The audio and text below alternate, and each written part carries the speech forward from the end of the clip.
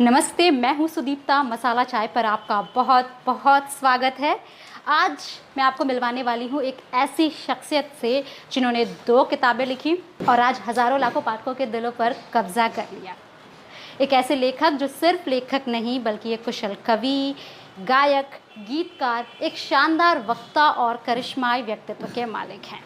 जी हाँ, मैं बात कर रही हूँ डार्क हॉर्स और औघड़ जैसी शानदार कृतियाँ रचकर अपने कलम के जादू से साहित्य जगत को विस्मित कर देने वाले लेखक नीलोत्पल मृणाल के।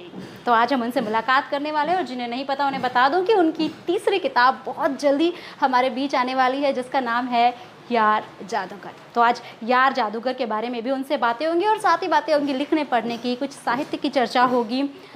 बिना देरी किए जल्दी से चलते हैं और आपको उनसे मिलवाते हैं।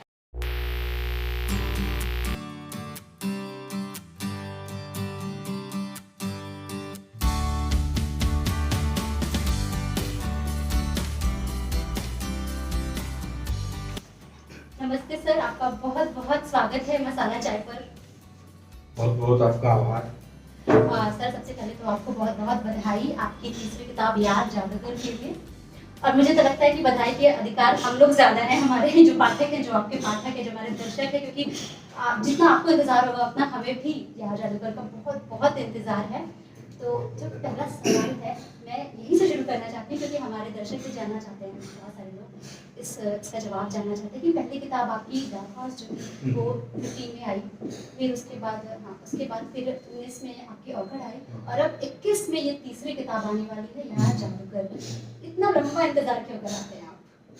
नहीं, मेरे ख्याल से एक किताब लिखने में तो वक्त लगना ही चाहिए और लगता भी है, क्योंकि हम लोग इंटरनेट के दौर में है, इसलिए चीज़ें 3-4 साल या 2 साल बहुत लंबा वक्त लगता होगा, लेकिन किताब लिखने में तो इतना वक्त लगेगा ही लगेगा। और हम अब उस दौर में है जहाँ साप्ताहिक भी किताबें आने लगी हैं, जहाँ पे एपिसोड में भी अब कहानी आने लगी है। तो हमने इतनी रफ्तार पकड़ ली है, इस कारण से आप लगता होगा कि ये बहुत लेट है, लेकिन मुझे लगता है कि किताब पकने में तो उतना समय लगेगा। किताब एक ऐसा चावल है जो वर्षों में पकता है और सदियों तक खाया जाता है, तो उसमें तो वक्त लगता है।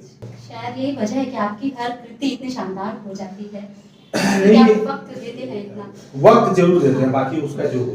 सही बात है। तो एक अगला सवाल जो मैं आपसे जानना चाहूंगी कि जब आपने ये डिसाइड किया था यूपीएससी की तैयारी के दौरान कि अब बस लेखन करना है, तब क्या आपको इस बात का अंदाजा था कि आप साहित्य अकादमी तक पहुंचेंगे और इतने सारे लोगों की प्रेरणा स्रोत आप बन जाएंगे? नहीं, साहित्य अकादमी तक पहुंचेंगे या लोग हमें पढ़ेंगे, इसका अंदाजा तरीक नहीं था। और लोग प्रेरणा मानेंगे ये तो अभी भी नहीं है, ऐसा कुछ भी नहीं है। हम लोग अपने अपने दौर में लिख रहे हैं, पढ़ रहे हैं, कुछ कोशिश कर रहे हैं और सब एक ही दौर में दौड़ रहे हैं। इसलिए यहाँ पे एक दूसरे से सीखने की बात तो हो सकती है, लेकिन प्रेरित करने की ना उम्र है, ना अनुभव है और ना ये अच्छा है, ये अच्छा भी नहीं है। अभी एक दूसरे के साथ चलते हुए लोग सीख सके। अगर कोई मुझसे कुछ सीख पाए, मैं किसी से कुछ सीख पाऊँ, तो यही बेहतर है। लेकिन इन सब किसी भी चीज का अंदाजा नहीं होता है लिखने के वक्त। आपको ये भी नहीं पता होता है कि आप अभी जो फिर लिखेंगे उसका क्या होगा, ये पता नहीं होता। और इसका कोई फार्मूला तो है नहीं जो आपको पता होता है कि मैं इस फार्मूले पर इस हिसाब को बना रहा हूँ, गणित तो इसका परिणाम ये निकलेगा। वो फार्मूला राइटिंग में होता है। अगर आप ऐसे लिख रहे हैं स्वतंत्र होकर अपने अपने तरीके से, तो आपको उसका परिणाम नहीं पता होता है।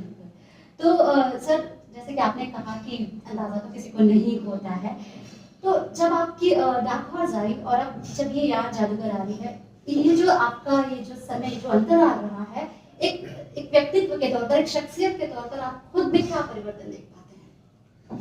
साहित्य पढ़ना कम हुआ और साहित्य से अलग चीजें ज्यादा पढ़ने लगे, क्योंकि साहित्य लिखना था। जो पहले हम लोग सोचते थे कि उपन्यास खूब पढ़ा पुस्तक मेले से लाके, तो उसका मतलब अब हम किसी भी हिंदी के लेखक की धज्जियां उड़ा सकते हैं फेसबुक पे जाके। पहले शुरुआत में लगता था, शुरुआत में फोटो भी हम लोग लगाते थे कि मैंने ये किताब पढ़ा। हाँ, ये सब बहुत शुरू में, तभी बहुत छोटा फोन था और मुझे लगता है कि फेसबुक पर धुंधली तस्वीर आती होगी जब खींचते थे हम लोग। तो वो एक दौर था जब पढ़ना ही उपलब्धि समझ में आने लगता है। और जितना पढ़ा वही महासागर समझ में आता है। लगता है हमने इतना पढ़ लिया कि अब प्रेमचंद भी मिलेंगे ऊपर तो हमको देख के चौंक जाएगा, आप ही आए, आप ही मरते हैं, हम तो सोचे नहीं थे कि आप इतना पढ़ाकू आदमी आप मर भी सकते हैं, आइए बैठिए, ऐसा मैंने फील होता था। बाद में लगा कि नहीं, साहित्य से इतर चीजें पढ़नी होगी तब आप जाके साहित्य कर सकते हैं। आप अपनी कला संस्कृति को कितना पढ़ रहे हैं, आप इतिहास पढ़ रहे हैं कि नहीं, वरना अभी जो इतिहास पढ़ाया जा रहा है और वीडियो बन के जो लाइक जिस इतिहास पे आ रहा है, अगर इस तरह के इतिहास को व्हाट्सएप से अभी पढ़ते तो क्या लिख पाते। तो सामान्य विज्ञान पढ़िए, समाजशास्त्र पढ़िए, सामान्य दर्शन जो होता है कि आप कम से कम आप वेदों के बारे में थोड़ा बहुत जानते हैं कि नहीं, आपको इतना भी आइडिया है कि नहीं, इतना भी पता है कि नहीं कि ऋग्वेद में क्या है, यजुर्वेद में क्या है, तब सामवेद है, तब अंतिम वेद है अथर्ववेद। आपको ये भी पता है कि नहीं कि पेरियार अगर कुछ लिख रहे हैं प्रबंध तो उसको हम पंचमवेद बोलते हैं। आपको इतना भी पता है कि नहीं कम्मन के रामायण का अंतर और तुलसी के मानस का अंतर और वाल्मीकि के रामायण का अंतर। तो बात है कि आप दर्शन पढ़िए, थोड़ा कला संस्कृति पढ़िए, इतिहास पढ़िए, अर्थशास्त्र पढ़िए, थोड़ा प्रौद्योगिकी पढ़िए, थोड़ा सा आप पॉलिटी पढ़िए, राजनीति शास्त्र पढ़िए, नीति शास्त्र पढ़िए, ये पढ़ते रहिए। अध्ययन जो है वो अंतर्मुखी होता है। भोजन और अध्ययन ये दिखा के नहीं किया जाना चाहिए, ठीक है। तो हम दोनों काम दिखा के कर रहे हैं। हम तो सोया चाप खाने से पहले कांटा उसमें घोंपे हैं और चटनी लगाए और फोटो लगा दिए हैं, ठीक है ना। तो ये दोनों काम दिखा के हो रहा है, पढ़ना और खाना। इसी कारण से क्या है कि हिंदी पट्टी में नई वाले हिंदी के जो लेखक हैं इनके बारे में एक आम धारणा है कि थोड़े पढ़ते हो क्या कि इन्होंने फोटो नहीं लगाया आज तक। अच्छा, इनको हमने झोला लेके जाते देखा है पुस्तक मेला से। और रचना धन्यता पे बात करते नहीं है लोग। हमसे बात करेंगे किताब की बिक्री पे, सीधे आगे पहला प्रश्न पूछेंगे मार्केटिंग क्या है, आपने किताब की बेचा, social media marketing marketing marketing. और सबसे गजब की बात यह है कि जो लोग इस पे बात करते हैं वो किताब नहीं बेच पा रहे। अच्छा, उन्हीं के लिए सबसे बड़ा समस्या है मार्केटिंग। हम लिख भी रहे हैं और पाठक तक पहुंच भी रहे हैं, हमारे लिए ये कोई समस्या नहीं। इसलिए हम चाहते भी नहीं है कि हमसे बाजार में बात किया जाए इतना, ये हमें वाहियात लगता है। पाठक के प्रेम को, पाठकों तक किताब की पहुंच को बाजार बना देगा। तो ये सब परिवर्तन आया, इन सब विषय में सोचने लगे। पहले सोचते थे किताब जो है आप माथा पे लेके भी बेच लेंगे, अब समझ में आया पाठक अगर नहीं पढ़ेगा तो क्या, तो नहीं बेच पाएंगे। और पाठक पढ़ेगा तो किताब कहीं भी रखी रहेगी, वो पहुंच जाएगी। और बाजार तंत्र जो है ये भी सोचा है। आज जब मैं लिखते हुए 6 साल हो गया तब समझता हूँ कि बाजार तंत्र जो है वो जरूरत है अच्छी चीजों को पहुंचाने की। यानी कि बाजार शब्द का इतना निषेध जो है ये हिंदी के लिए अच्छा नहीं है। तो ये सारी चीजें आई, धीरे धीरे अनुभव में आई, बदलाव आया। तो खैर पढ़ने और पढ़ाने की बात पर हम अभी आगे आएंगे, इससे रिलेटेड सवाल भी आपसे पूछूंगी। लेकिन अभी जिसका इंतजार हमारे दर्शकों को भी है और मुझे भी अब इंतजार ही हो रहा है, तो अब आप हमें बताइए कुछ याद जादूगर के बारे में। याद जादूगर एक तो है कि इसका जो विषय है वो मैं चाहूंगा किताब में जाके ही खुले तो ज्यादा बेहतर है। लेकिन इतना जरूर कि जो कथानक लिया गया वो हिंदी साहित्य में पहली बार लिया गया। हिंदी साहित्य में मैं देखता हूँ जैसे कि जो लोग, कुछ लोगों का जो समूह होता है, पाठक नहीं होता है, वो 1-2 किताबें लिख लिया होता है और उसके बाद उसका काम होता है कि अब एक अखाड़ा खोला जाए और इसमें मुर्गा लड़ाई लड़वाए। तो वो बेचारा फेसबुक में ये आकलन करता है कि फार्मूला राइटिंग नए लोग करते हैं। ऐसा नहीं है, कतई नहीं है। नई वाली हिंदी ने इस धारणा को तोड़ दिया है। इसका लेखक अपनी हर किताब के साथ नया प्रयोग करता है और साफ दिखाता है। हमने डार्क हॉर्स लिखा, उसका अवगढ़ लिखा। 170 पेज की किताब के बाद मैंने 400 पेज का उपन्यास लिखा अवगढ़, और उसमें ग्रामीण पृष्ठभूमि की कहानी लिखी। बहुत बड़ा खतरा था कि मैं एक चीज हिट हो चुकी थी, मेरी चल चुकी थी, विद्यार्थियों का जीवन था, पार्ट 2 लिख देता अगर बहुत लगता नहीं, और या तो फिर कुछ ऐसे विद्यार्थियों को उठाता, उसको मुखर्जी नगर से हटा के बनारस ले आता या पटना ले आता, रांची सोचता कि रांची की कहानी नहीं आए, वहां से लिखते हैं, इलाहाबाद विश्वविद्यालय करते नहीं, नहीं खतरा उठाओ, एक नया विषय था। तो याद जादूगर भी एक नए कथानक के साथ गांव की पृष्ठभूमि में बताया गया उपन्यास है। और ये दर्शन, जीवन, मरण, आत्मा जैसे प्रश्नों से अब मेरी उम्र का व्यक्ति इस पर लिख रहा है। मैंने डार्क हॉर्स से जो पाठक बनाया था और जो अवगढ़ से पाठक बनाया था, मैं उससे ना वसूलूंगा नहीं, मैं उनका दिया हुआ हिंदी साहित्य की तरफ एक साहस करके आगे बढ़ रहा हूँ कि अगर मुझे लाखों पाठक मिल गए तो उन लाखों पाठकों पर मैं भरोसा करता हूं कि मैं ये जो उन्होंने ताकत मुझे दी, साहस कि तुम लिखो कुछ और नया, ये तुम तुम्हारा पढ़ ही रहे हैं और पढ़ ही लेंगे, तुम कुछ और लिखो, हिम्मत करो। क्योंकि आदमी रिपीट हो जाता है, उसको डर लगता है कि वो हीरो नंबर 1 बनाएगा, फिर बीवी नंबर 1 बनाएगा, फिर राजा बाबू एक ही उड़े में डबल हो जाएगा। तो डर लगता है, वो कहता है डरो मत, तुम कुछ नया लो। ये जो ताकत दिया ना मुझे युवाओं ने, इस पीढ़ी में प्रयोग करने का हिम्मत दिया, जो याद जादूगर में वही साहस आपको दिखेगा। मैंने कवर पे जो एक कोट किया है, इस बार कवर पे कोट किया है, याद जादूगर का अगर पोस्टर देखेंगे तो जो कवर है उसी पर है कि मृत्यु एक सरल रेखा है, जीवन एक घुमावदार रास्ता, मृत्यु एक सुलझी हुई गांठ है और जीवन जो है उलझे हुए धागाओं का समूह, जिसको कोई चमत्कार नहीं सुलझा सकता। मैंने ये खतरा उठाया कि जब कोई पाठक मेरा किताब खरीदने जाएगा, उसको मैंने कवर पे बता दिया है कि अंदर क्या क्या होगा। ये धोखा भी नहीं, ये मैंने पहले कहा। ये साहस कहां से है? पाठक से है। तो याद जादूगर उसी साहस का नाम है, देखते हैं। लेकिन कवर पेज क्योंकि आपने बात की, इस पे आपने सही बात है रिवील किया है कि हाँ अंदर क्या है, ये आपने बताने की कोशिश एक साथ दिया, पर वो जो कवर पृष्ठ है बड़ा रहस्यमयी सा दिखता है। अगर आप देखेंगे, उसका ट्रेलर आ गया, आप लोग जरूर देखिएगा।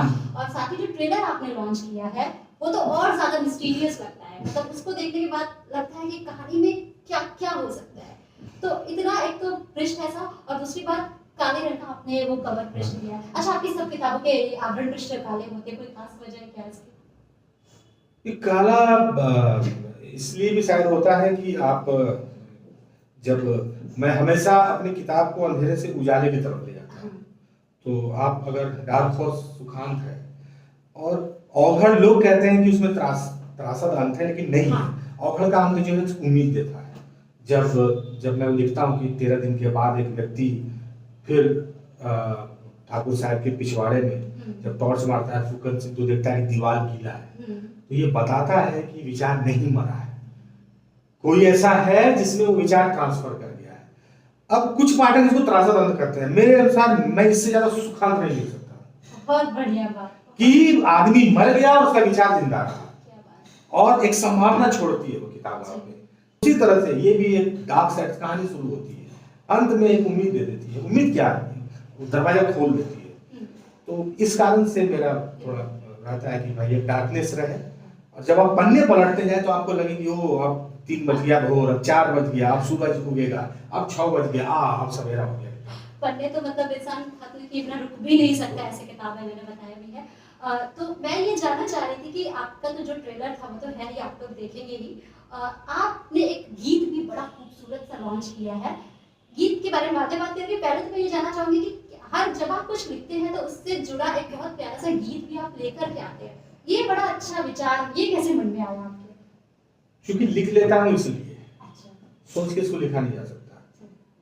एक सेट प्रतिभा के लोग रहे पूरी दुनिया में, और कुछ करते हैं ये काम, कुछ नहीं करते हैं।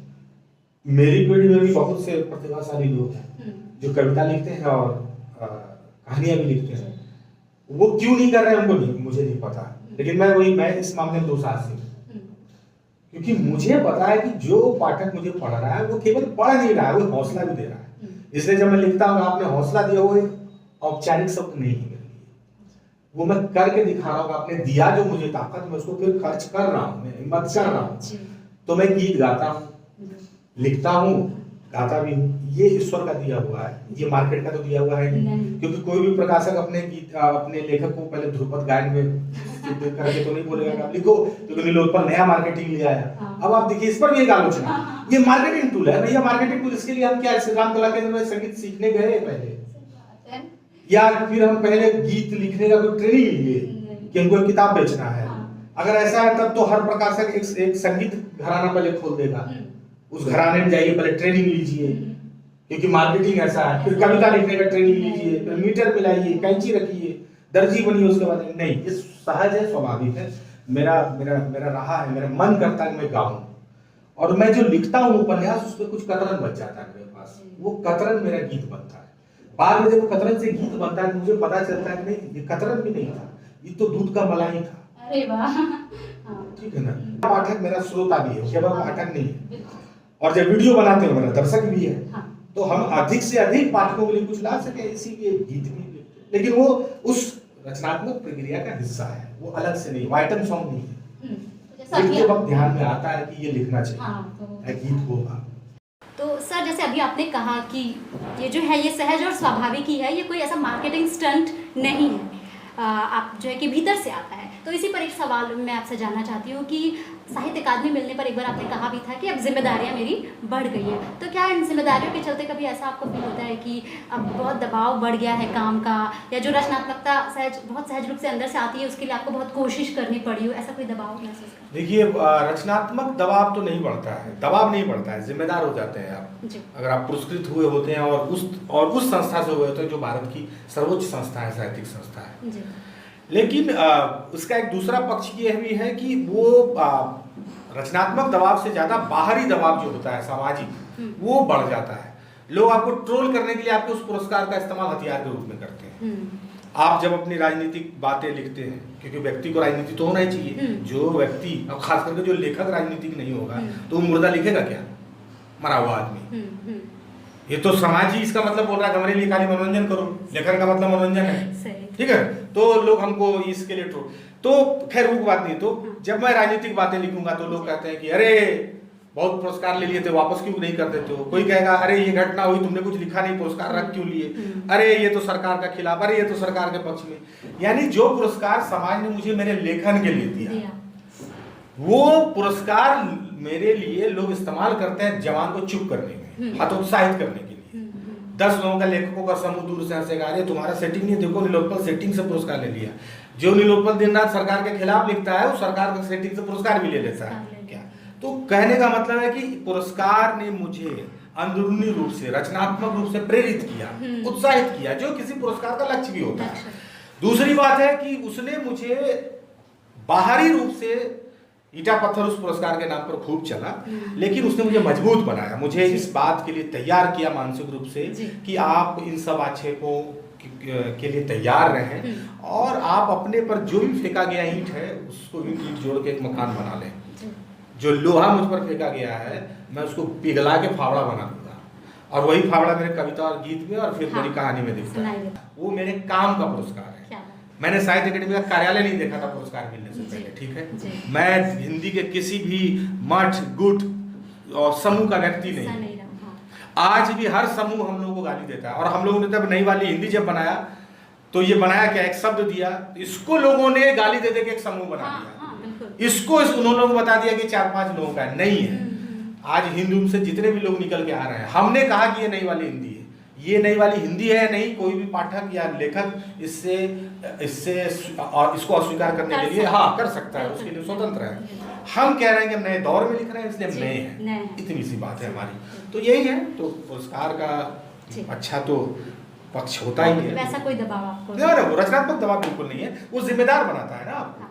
क्या आप लिखें, लगातार लिखें, मेहनत करके लिखें, पढ़ें। तो जैसे अभी आपने कहा, अभी एक बात आपने कही जो मुझे बहुत अच्छी लगी, आपने कहा कि साहित्य को मनोरंजन समझ लेते हैं, मनोरंजन के उससे लिखते हैं। और मेरा सवाल भी इत्तेफाक से यही है अगला, कि आजकल लोग मनोरंजन के लिए ही पढ़ना चाहते हैं कि टाइम पास हो जाएगा, तो लिहाजा कुछ लोग मनोरंजन के लिए लिख भी रहे हैं और एक मनोरंजन के पर ही बेस्ड होकर किताबें बिकती हैं कि हाँ इसमें जितना अच्छा रहेगा उतना लोग उसको खरीदेंगे। तो आपके हिसाब से साहित्य का उद्देश्य क्या होना चाहिए, लिखने पढ़ने का क्या उद्देश्य? नहीं, पढ़ने का उद्देश्य तो खैर इतना बड़ा है कि उस पर घंटों चर्चा हो सकती है।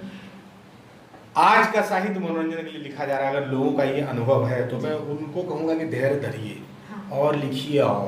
और जिस दिन आपको संवादों में सड़क पे लड़के लड़कियां, छात्र छात्राएं मिलकर कहने लगेंगे कि लेखन मेरा जीवन बदल रहा है, तब आपको समझ में आएगा कि लिखना कितना बड़ा काम है। मेरा मैसेज बॉक्स जब खुलता है और उसमें जब कोई विद्यार्थी ये लिखता है कि मेरी नौकरी लग गई सर, या मेरी नौकरी लग गई भैया, और डार्क हॉर्स पढ़ा था और उससे मुझे बहुत सकारात्मक महसूस हुआ, धन्यवाद। छोटी सी बात है, उसके जीवन में उसकी मेहनत है, उसका हुनर है, उसकी प्रतिभा है, लेकिन वो एक लेखक, मामूली से लेखक को याद करके एक जब मैसेज डाल देता है तो उससे पूछिए कि उसके जीवन में पढ़ाई का क्या महत्व है। हमने तो लिखा साधारण है, ठीक है, फिर हम लोग कहते हैं भैया आपका आभार, कि आपने पढ़ा हमको, इसी तरह से पढ़ते रहिएगा।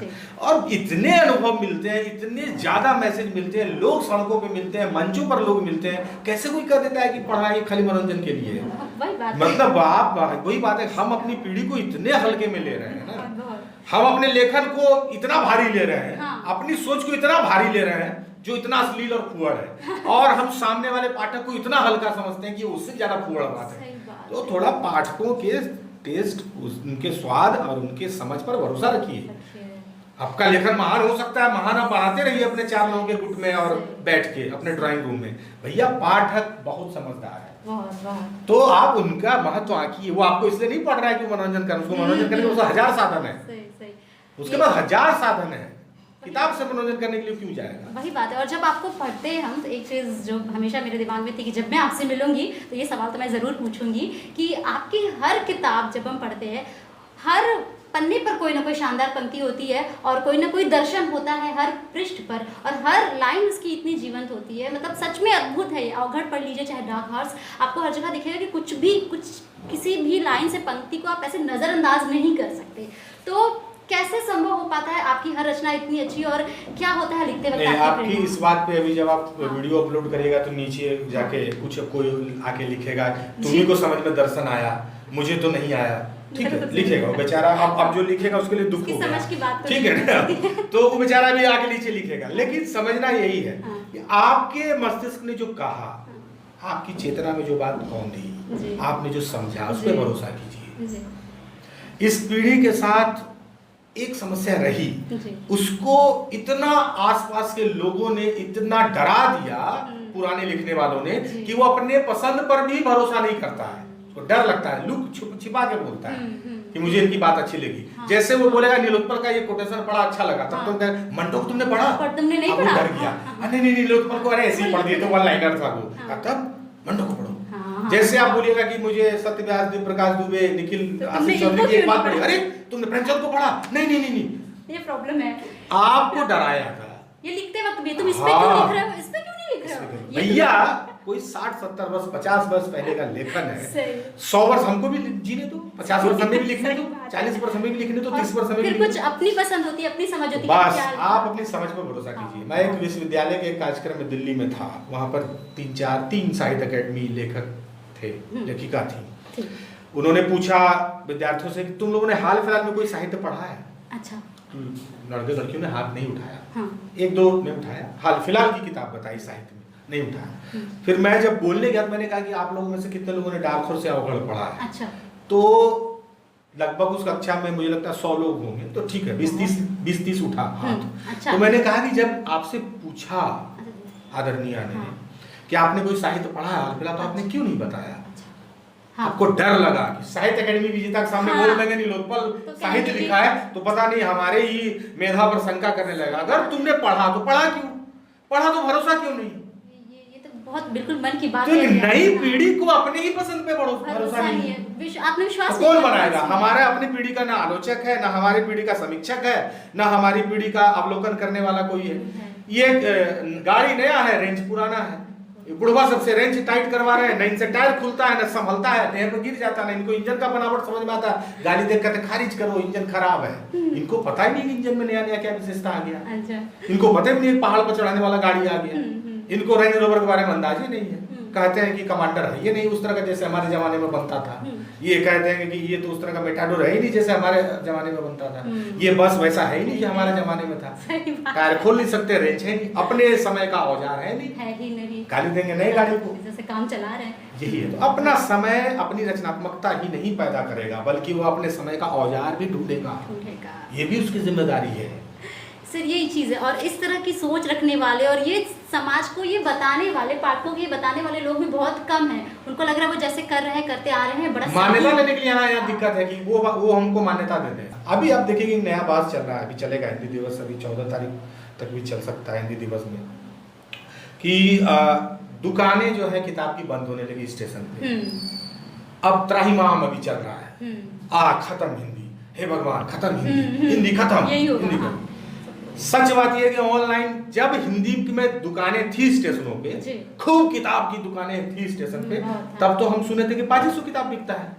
और अब तो हम इतनी सुन और जब रहे हैं। स्टेशन पर नहीं है दुकान, हाँ। ऑनलाइन बिक्री बढ़ गई। हाँ। हम तो कह रहे हैं हमारी किताब लाखों बिकी। सही बात। तो स्टेशन पर इसलिए चिप्स बिकने लगा हाँ। क्योंकि हमारा जो पारंपरिक पाठक वर्ग था, जिसके हाथ में लैपटॉप नहीं था, हम्म। इन्होंने कहा कि नहीं पढ़ना, क्योंकि दुनिया में कुछ अच्छा नहीं लिखा जा रहा है। फेसबुक पर रात भर रहना है, लेखक लेखिका को मैसेज करना है, लेकिन किताब नहीं नए लोगों का पढ़ना है, क्योंकि कुछ अच्छा नहीं लिखा जा रहा है। इसीलिए व्हीलर पे जाके किताब खरीद रहे थे। हाँ। इनको दिक्कत है अमेज़न से मंगाने में। अच्छा। मैं कह रहा हूँ कि दुकानें बढ़ी हैं, अच्छा। दुकानों में किताब की पहुंच बढ़ी है। बड़े बड़े जो दुकान थे, अब एयरपोर्ट पर भी किताबें पहुंची हैं। हिंदी साहित्य की, हम लोगों की पीढ़ी की किताबों ने हिंदी साहित्य के कुलीन तंत्र को धज्जियां उसकी उड़ा दी, उसमें सुराख किया है। वहां की कुलीनता तक हमारी किताब पहुंची है। वो हिंदी के कुलीन लेखक जो असल में अंग्रेजी लिख नहीं पा रहे थे, जानते थे अंग्रेजी, हाँ। लिख नहीं पा रहे थे, या उनको लगा कि खुला मैदान है, इसमें हम ही राज करेंगे, इसलिए हिंदी लिखा। वो कुलीन वर्ग आघात उसको लगा है। हाँ।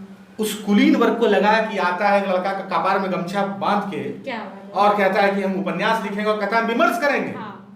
तो मैं यही कहना चाहूंगा हिंदी के पाठकों को, किताब लेखकों को, पाठक तो हैं, कि पाठकों पर भरोसा कीजिए। हिंदी की किताब खूब बिक रही है, ऑनलाइन बिक रही है और किताब की दुकानों पर भी बिक रही है। और इधर पिछले 2 सालों में जो किताब दुकान आप देख रहे हैं बंद हुए, तो बड़े बड़े फैक्ट्री कोरोना में बंद हो गए। वो उसका हर्जाना भुगत रहा है वो दुकान, वो उसका परिणाम है कि स्टेशन पे किताबें बिकनी बंद हो गई। कारण है कि कोरोना ने बर्बाद कर दिया। वो 1.5-2 साल में कई छोटी छोटी दुकानें जो थी, कई उद्योग धंधे, वो सब बंद हुए, सब प्रभावित हुए। उसी का नतीजा है। ये बोल के हिंदी के पाठक वर्ग को गाली मत दीजिए कि किताबें नहीं बिक रही है, और लेखक वर्ग को हतोत्साहित मत करिए कि किताबें नहीं बिक रही है। किताबें बिक रही है, आप लिखो, कंटेंट पे काम करो। सीधे मार्केटिंग के लिए उतर जाता है ये लोग। सही बात है। डायरेक्ट पहले मार्केटिंग करना है, लिखना नहीं है, मेहनत नहीं करना है, पहले छा जाना है। हम लिखे तब ना कवर लाए। कवर लाने और मेरे किताब यार जादूगर लाने के बीच में भी 2 महीना कम समय ले। क्यों? क्योंकि और 4 बार मेरा संपादक पढ़ेगा किताब को। जाते जाते तक भी देखेंगे यार बाबू कुछ और बढ़िया हो जाए, क्या हो सकता है। ये हड़बड़ी क्यों? तो ये जो आपका अंदाज है सर, जिस तरह से आप बताते हैं, और आप बिल्कुल भी अपनी पहचान को सामने लेकर आके कि हाँ हम ऐसे ही हैं, हम ऐसे ही रहते हैं, ऐसे ही बोलते हैं, ऐसे ही लिखते हैं, हम हिंदी वाले लोग हैं। इस पर एक चीज़ मुझे याद आती है, एक आपका मैंने बहुत सारे वीडियोस देखे हैं, तो आपने एक बार कहा था कि हमें ज़रूरी नहीं है कि अगर हम भारतीय हैं या हम किसी गांव से बिलोंग करते हैं तो हम आधुनिकता से दूर रहें, या फिर हम हमारे रहन सहन, हमारी बोली भाषा से, अपने व्यवहार से दिखाएं कि नहीं हम बहुत मतलब पिछड़े हैं। ये ज़रूरी नहीं है। आपने कहा था कि हमें बल्कि ये संदेश देना चाहिए कि हम भारत की भावभूमि पर रहकर आधुनिकता का वहन कर सकते हैं। ये जो लाइन थी मुझे बहुत पसंद आई थी ये लाइन, और मैंने सोचा था आपसे जानूंगी कि जब आधुनिकता की हम बात करते हैं तो आपके हिसाब से आधुनिकता के मायने क्या है? आधुनिकता तो इतना व्यापक शब्द है जिस पर क्योंकि आप बिल्कुल वो चीज़ें लेकर आते हैं, आप गमछा लेकर चलते हैं, आप बातें भी वैसे करते हैं, तो लेकिन आप ये भी कहते हैं कि आधुनिकता का वहन हमें करना चाहिए। आधुनिकता ये सब है, ये सब चीजें हैं ही, मतलब आधुनिकता का अर्थ इससे है ही नहीं। जींस पहनना भी आधुनिकता नहीं है। अच्छा। आधुनिकता का एक व्यापक संदर्भ है। अच्छा। अब अगर आधुनिकता में अगर हम उसको एकेडमिक्स तरीके से देखेंगे तो हम देखेंगे मैक्स वेबर आधुनिकता के बारे में क्या बोलते हैं, तो वो अलग देखेंगे। लेकिन आधुनिकता का एक जो अर्थ है ये होता है कि भाई तर्क और बुद्धि के आधार पर विचारों को कसना, जिसमें मानवतावाद हो, जिसमें उदारवाद हो, जिसमें करुणा हो, अपने समय की विसंगतियों से लड़ने के लिए अपने समय के तर्क का इस्तेमाल करना, पुराने समय की रूढ़ियों से लड़ने के लिए अपने समय के तर्क को खड़ा करना, पुराने अच्छी चीजों को लेके वहन करते हुए आगे बढ़ना, आधुनिकता ये है। आधुनिकता तो कई बार ये भी है कि आधुनिक वही है जो क्षण भंगुरता है, यानी कि आज जो चीज नया है कल पुराना हो जाएगा, फिर नया वक्त नई चीजें लाएगा। वो विचारधारा के स्तर पर भी ला सकता है, खान पान के स्तर पर ला सकता है। लेकिन आधुनिकता का अर्थ ये भी नहीं है कि जब हम पुरानी चीजें छोड़ेंगे तो फिर हम प्रिजर्व क्या करेंगे, फिर संस्कृति क्या हो जाएगी, खत्म हो जाएगी ना, तो फिर इतिहास का महत्व क्या रहेगा। तो जो भी पुरानी अच्छी चीजें उसको प्रिजर्व करते हुए, उसको बचाते हुए नए बोध, नए विचार, जिसमें तार्किकता हो, जिसके केंद्र में स्व हो, यानी व्यक्ति हो, मानव हो, मानव का हित हो, करुणा हो, यह है आधुनिकता। तो आधुनिक बोध होता है, आधुनिक कपड़ा, आधुनिक खाना नहीं होता है। जिस पिज्जा को हम यहाँ आधुनिक समझ रहे हैं वो इटली में कब से खाया जा रहा है। जिसको हम बर्गर को यहाँ आधुनिक समझ रहे हैं, वो तो वहाँ पारंपरिक भोजन है। अमेरिका में पास्ता तो पारंपरिक भोजन है इस किसी देश का, यूरोप का, हम उसको यहाँ आधुनिक समझ रहे हैं, इसलिए विचार आधुनिक होता है। तो आधुनिकता का यही अर्थ है। दिनकर कहते हैं कि अंधविश्वास से बाहर निकलना। इसका क्या मतलब है कि जो तर्क की कसौटी पर नहीं कसा गया है, मैंने आपको जो कहा आप मान लो, इसका निषेध है आधुनिकता। तो साहित्य में आधुनिकता कैसे आएगा? जब आप पुरानी रूढ़ियों के खिलाफ विचार खड़ा करिएगा अपने साहित्य में, जब आप पुरानी रूढ़ियों के खिलाफ कोई चिन्ह दिखाइएगा अपनी किताब में, तो हुआ कि ये किताब, ये साहित्य आधुनिक बोध से भरा हुआ है। बोध आधुनिक होता है। तो जो कहता है कि गमछा, और जो कहता है कि जींस, जो कहता है कि टाई, ये आधुनिकता बनाम रूढ़ी का विमर्श नहीं है। तो ये समझने वाली बात है। बहुत अच्छी बात लगी आपकी। तो क्योंकि आप लेखन भी करते हैं और इसके अलावा आप सिर्फ एक लेखक नहीं हैं, आप एक बहुत अच्छे कवि हैं। लोग आपको, आपके गीत सुनना पसंद करते हैं। आप एक बहुत अच्छे गायक हैं, लोग गीतों में आपका मन रमता है। आप एक बहुत शानदार वक्ता हैं, लेकिन आपने लेखन को चुना। तो मेरा सवाल ये है कि अगर नीलोत्पल मृणाल जी लेखन नहीं चुनते तो क्या चुनते? लेखन नहीं होते तो पता नहीं क्या करते, कुछ कर नहीं पाते कि नहीं। क्योंकि जो हम करने आए थे पहले, हम नौकरी के लिए प्रतियोगिता परीक्षा दे रहे थे, वो हुआ नहीं हुआ। तो वही है इस देश में जो हर युवा हार के करता है। मेरा भी वही था, मैंने एक साहस किया बस। और जो भी लोग सुन रहे हैं उनको भी यही समझना है कि उनके लिए कोई विकल्प और निराशा की बात इसलिए नहीं है कि विकल्प ऐसा नहीं कि यही एक विकल्प कि आप ये नहीं कर पाए तो अब चलते हैं कुछ वही करेंगे जो सब करते आ रहे हैं। ये एक साहस करिए। मेरे पास भी ये था, यूपीएससी नहीं हुआ तो क्या करेंगे, यूपीएससी नहीं हुआ जाइए कहीं प्राइवेट में कुछ नौकरी करिए या कुछ बिजनेस कर लीजिए। बिजनेस में अगर आप गांव देहात में करना चाहते हैं तो बढ़िया कोई परचून का दुकान खोल लीजिए, कोई सुपरमार्केट टाइप का कुछ खोलिए, या बहुत धंधा है, ठेकेदारी करने लगी, बहुत बढ़िया बोलते ऑफिस में जाके फंसाइए एक्जीक्यूटिव इंजीनियर को। हाँ सर इसी पार्टी का है सर, जिनका दो क्या बात है, विधायक जी के साथ रहिए, सांसद जी दिलवाने में पोखरा होगा। बहुत विकल्प है। तो बहुत विकल्प कर सकते थे, लेकिन इन विकल्पों को मैंने सोचा नहीं करेंगे। अच्छा। बस यही हम किए कि हम इनको खारिज कर दिए, हिम्मत कर दिए, बस और कुछ नहीं किए। अगर ये नहीं करते तो यही सब करते, हम पोखरी पड़वा रहे होते। एक पोखर में 40,000 बचता हमको। क्या मानते हैं, सारे रिसर्च भी। और बरसाते में लेते पोखर, बरसात में जेसीबी से पड़वा देते, पानी रात भर में भर जाता। अच्छा। तो जितना फिर गड्ढा करना है उतना करने की जरूरत नहीं पड़ता। अब ये भी अनुभव लेखन में काम आता है। सही बात है। तो लेकिन आपने अगर लेखन चुन लिया, चलिए अब ये बताइए कि लेखक बनने के बाद कोई ऐसी बढ़िया चीज आपके साथ हुई हो जो आपको लगा कि अरे वाह, लेखक बनने के तो फायदे हैं, कोई एक बहुत अच्छी याद जो लेखक बनने के बाद? लेखक बनने के बाद आपको व्यक्ति, आप कितने भी अपने अंदर की दुर्बलता और अपने अंदर की कमजोरियों और अपने अंदर की यूं समझिए कि खराबियों के साथ जी रहे हैं, फिर भी एक लेखन एक ऐसा चीज है जो आपको कहीं ना कहीं सम्मान दिला देता है। आदमी के तौर पे मैं खुद को कई बार पसंद नहीं करता हूँ। अच्छा। मुझे अपने आप से कई बार जुगुप्सा हो जाती है, वितृष्णा हो जाती है। मैं खुद को पसंद नहीं करता हूँ। लेकिन जब मैं अपनी किताब को देखता हूँ तो मुझे लगता है कि यार जिंदा रहो, खत्म मत हो जाओ अभी और लिख लो। तो किताब मुझे मेरी नज़र में खड़ा करता है एक लेखक। मैं एक लेखक हूँ, इसलिए मैं कई बार बहुत अपने आप से जब घृणा करने लगता हूँ तो मैं वही किताब उठाता हूँ। तो किताब आपको सम्मान दिलाता है। ये जो पढ़ने वाले लोग हैं ये आपके बारे में कुछ नहीं जानते हैं कि आप अपने व्यक्तित्व में कैसे हैं, आप अपने निजी जीवन में कैसे हैं, आपने सामाजिक जीवन में कहाँ कहाँ क्या किया है। कई बार आप किसी को इतिहास भूगोल नहीं पता होता है किसी का, लेकिन वो किताब से आपको जानता है। तो वो किताब आपको कितना कुछ दे देता है कि लोग बिना जाने अपना दाव खेल जाते हैं कि अच्छा आदमी है, अच्छा सच बात, इसका सम्मान करो। ये नेमत जो है किताब देता है और पाठकों के द्वारा आती है।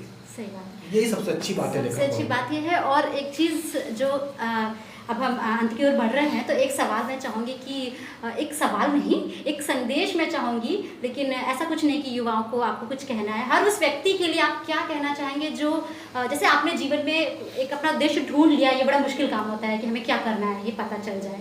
तो हर वो व्यक्ति जो ढूंढ रहा है खुद को कि उसे क्या करना है, उसके लिए आप क्या कहना चाहेंगे अगर कुछ संदेश? नहीं, जो भी ढूंढ रहा है वही बात है कि एक तो होगा आपको निर्णय लेने का साहस तो रखना होगा। इससे ज़्यादा खतरा क्या हो सकता है कि मैंने लेखन को कैरियर बनाया हिंदी में। मुझे लगता है कि हिंदुस्तान में इससे खतरनाक कोई भी क्षेत्र नहीं है। अच्छा। सबसे ज़्यादा रिस्क यही क्षेत्र में, क्योंकि इसमें उदाहरण 500 किताब और माला, नारियल, गेंदा फूल शॉल, भयंकर गर्मी में देह में नोचनी उठा हुआ है, फिर भी सम्मान में शॉल देता है लोग हिंदी समाज में, पिना देगा, कंबल उड़ा देगा। अब कभी सम्मेलन में जाइएगा विश्वविद्यालय के तो 3,000 रुपया मान दे, 5,000 मान दे देगा, और ये मानेगा कि बेमतलब में ले गया, 2 ही कविता सुनाया था और इसकी कविता में उतनी गहराई भी नहीं थी, उछलापन था। ये भी चर्चा करेंगे बाद में चाय पीते हुए। जिनको 2.5 लाख प्रोफेसर को मिल रहा है, जिनको दरमाहा, वो ये सब चर्चा भी करेंगे। तो सबसे खतरनाक ये क्षेत्र था, लेकिन उसके पीछे सिर्फ ये था भरोसा अपने काम पर और अपनी पसंद पर, और पसंद पर, काम पर भी नहीं। मेरा काम अच्छा है कि नहीं हमको नहीं पता, अपनी पसंद पर और साहस करना होगा। साहस आपको कुछ भी बना सकता है।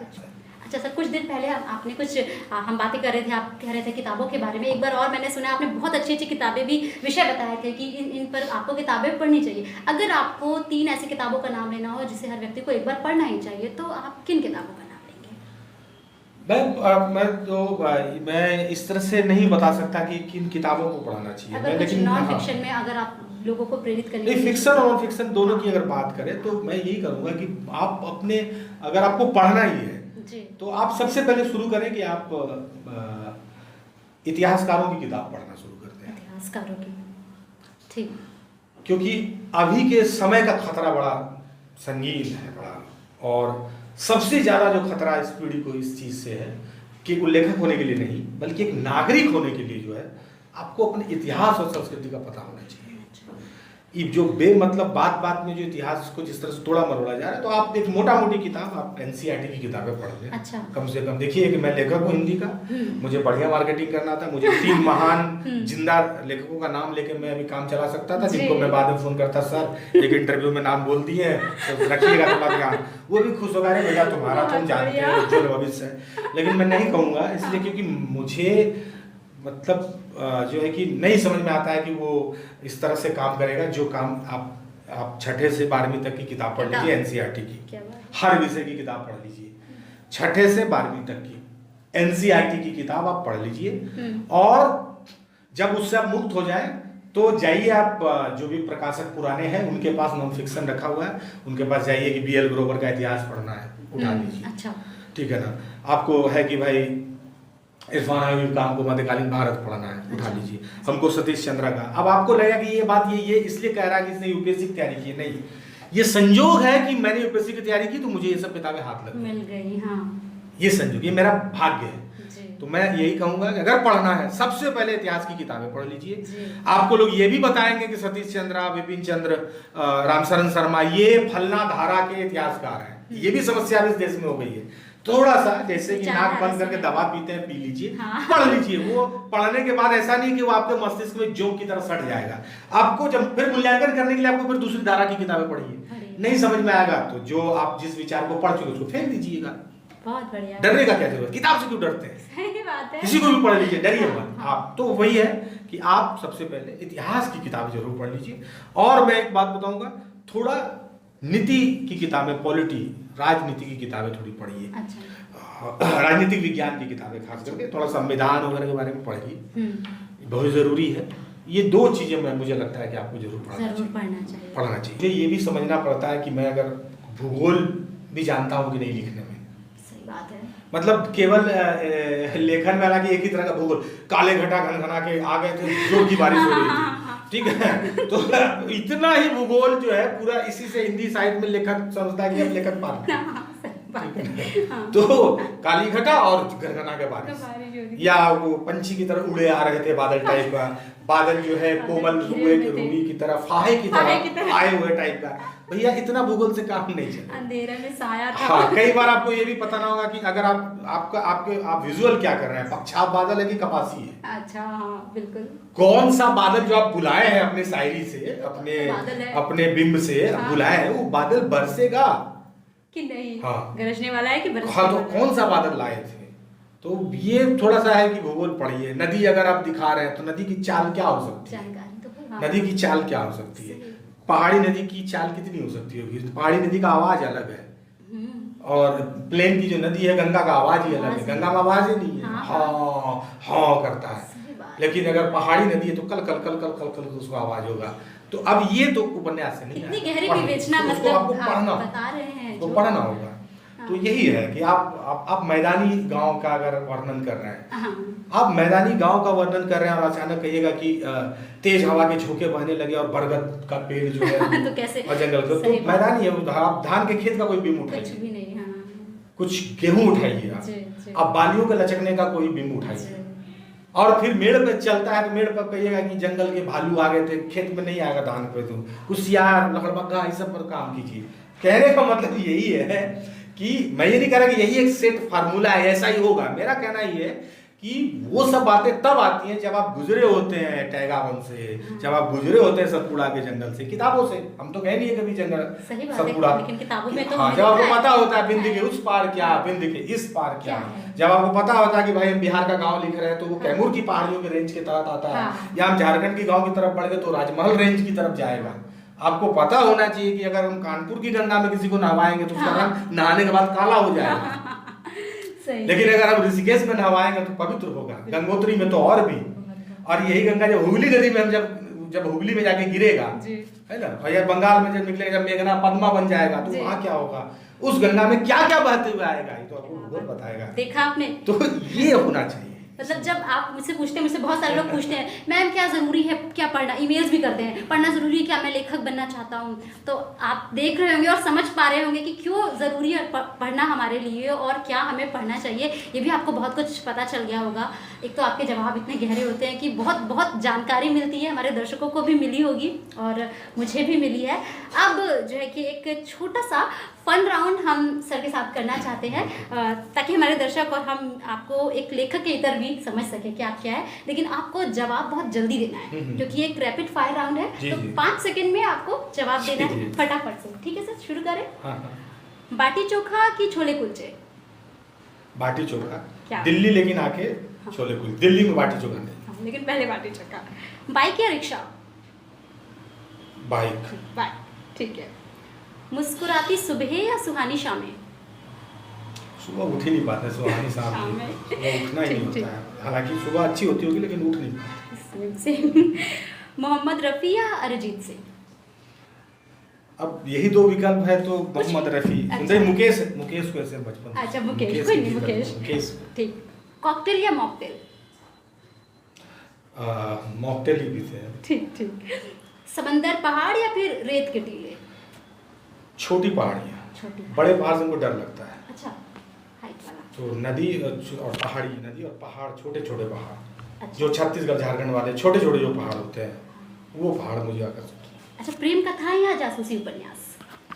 प्रेम कथा, क्योंकि मैं प्रेम कथा लिख नहीं पाता हूँ, आज तक नहीं लिख पाया हूँ। तो पढ़ूँ तो कम से कम कुछ तो अच्छी बातें आए, थोड़ा सा आदमी बन सकूं, इसलिए क्योंकि लिख मैं पाता नहीं। अच्छा, मैंने बिल्कुल अलग कुछ मैं सोचा था, एक्सपेक्ट किया था, लेकिन आपने प्रेम कथाएं कहा। ये पढ़ना चाहिए क्योंकि हम लिख ही नहीं पाते हैं। जो काम आप कर नहीं पाते हैं उसको तो सीखना चाहिए और ये देखना भी चाहिए कि ये दुनिया कौन सी है जिसको आप एक्सप्लोर ही नहीं कर पा रहे हैं, आपके अंदर है ही नहीं।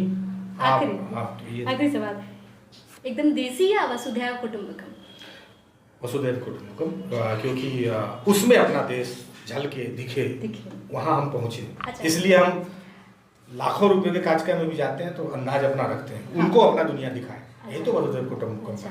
और अगर कोई तो हमको जाने, सबसे अच्छी जगह का नाम लेना हो, आप वहाँ जाना चाहते हैं या आपको बहुत पसंद है, आप वहीं जाते हैं बार बार, तो किसी जगह? नहीं, ऐसा तो कहीं बार बार तो नहीं जाते, लेकिन बार बार जाने के लिए तो एक अपना गाँव, अपना इलाका है। या फेवरेट कोई जगह हो आपकी जहाँ आप जाना चाहते हैं?